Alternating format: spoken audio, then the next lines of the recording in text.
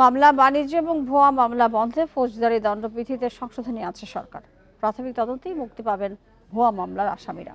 দুপুরে রাজধানীর foreign service একাডেমিতে উপদেষ্টা পরিষদের বৈঠক শেষে ব্রিফিংয়ে একথা জানিয়েছেন আইন উপদেষ্টা আসিফ নজরুল।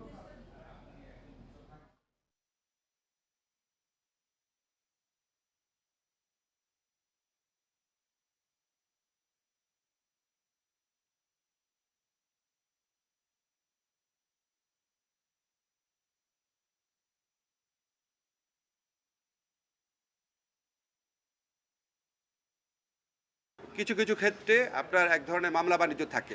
তো এই লোকগুলা যারা এখানে আসামি হন, ওনারা ২-৩ বছর যাবৎ একটা আশঙ্কার মধ্যে থাকেন যে কখন ওনাদেরকে গ্রেফতার করা হবে বা ওনাদের ক্ষেত্রে মানে গ্রেফতার বাণিজ্য টাণিজ্য হয় কিনা। সেটা থেকে পরিত্রাণ পাওয়ার জন্য আমরা একটা নতুন বিধান করেছি সিআরপিসিতে 173A